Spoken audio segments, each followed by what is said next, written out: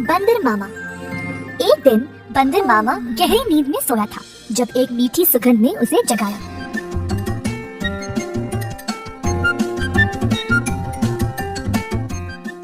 अपनी टोपी और जूते पहनकर बाहर निकल पड़ा खुशबू सूंघते सूंघते।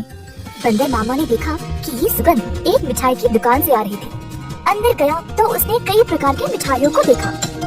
एक लड्डू को देखकर बंदर के मुंह में पानी आ गया। जैसे ही बंदर लड्डू को उठाने गया, दुकान की मालिकिन भालू ने बंदर का हाथ पकड़ के रोक दिया। बंदर भालू की ओर देखकर डर गया, तुरंत पीछे मुड़कर रोते रोते घर वापस भाग गया।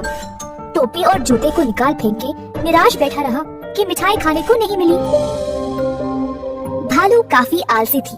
जब उसने देखा कि बंदर उसकी मिठाइयों की सुगंध को सूंघ कर आया, उसके दिमाग में एक विचार आया। भालू अपने दुकान में मिठाई संवारने के लिए बहुत आलसी थी, तो उसने सोचा कि वह सारे जानवरों को मिठाई की सुगंध से आकर्षित करके उन सबसे सारा काम करवाएगी। अगले दिन भालू जानबूझ के मिठाई हाथ में लिए सड़क पर चलने लगी। मिठाइयों की सुगंध से सब जानवरों को आकर्षित करे, यही थी उसकी योजना। खुशबू फिर से बंदर मामा तक पहुंच गई। इस बार बंदर मामा से रहा नहीं गया और उनका जी ललचाया। वह किसी भी हालत में मिठाई खाना चाहता था। बंदर मामा चुपके से दुकान के बाजू वाले पेड़ पर लटकने लगा। जब भालू देख नहीं रही थी, तब बंदर मामा ने लड्डू उठाया और झट से मुंह में डाला। परंतु लड्डू गरम गरम था और बंदर मामा का मुंह ही जल गया। बंदर मामा को बहुत गुस्सा था। जल्दी घर भागा और पानी पी लिया। फिर से अपनी टोपी और जूते निकाल फेंक के रोने लगा। एक छोटा चूहा खिड़की से अंदर आकर बंदर मामा से पूछा कि हुआ क्या। बंदर ने सारी घटना चूहे को सुनाई। चूहे ने बोला कि उसके साथ भी ऐसा ही कुछ हुआ था। हमारे साथ भी कुछ ऐसा ही हुआ था। हमें भी वो मिठाई चखनी है। मेरे पास एक योजना है, लेकिन कुछ दोस्तों की मदद की आवश्यकता होगी। चूहा जल्दी से गया और कुछ दोस्तों को लेकर बंदर मामा के घर वापस आया। चूहे की योजना के अनुसार सारे जानवर दुकान के खुलने से पहले ही वहां पहुंच गए। दुकान के पीछे के रास्ते से एक सुराख बनाया और अंदर घुस गए। एक बंदर सारे मिठाइयों को देखकर ललचा गया।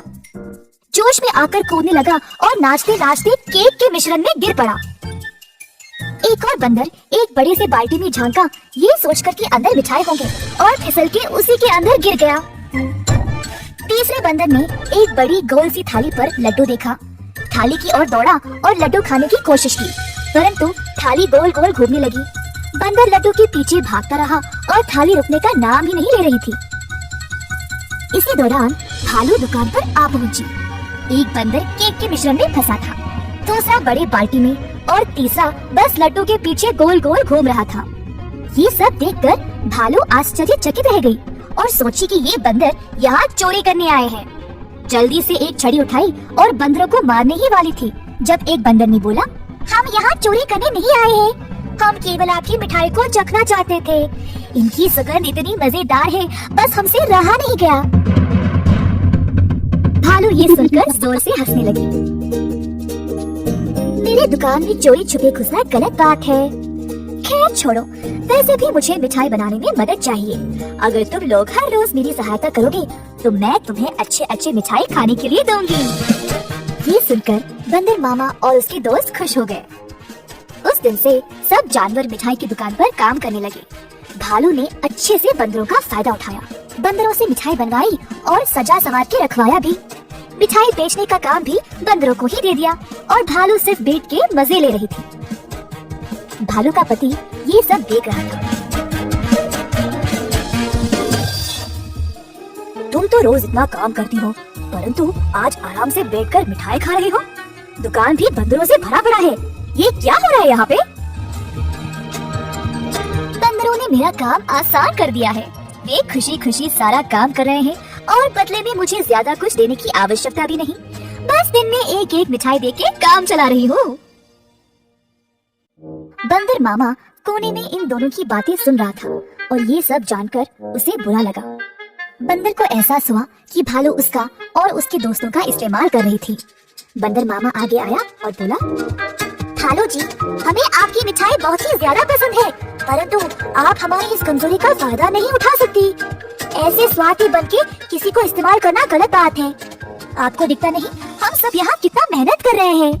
अंत में भालू को अपनी गलती का एहसास हुआ और सुधार लाना चाहा। उस दिन से भालू और उसका पति दोनों दुकान पर जाकर बंदरों का हाथ बटाने लगे और सही पगार भी देने लगे। बंदर मामा खुश था कि भालू ने उसकी बात मानी और अपने व्यवहार को बदल डाला। और ऐसे मज़े मज़े की वीडियो देखने के लिए हमारा चैनल सब्सक्राइब करें।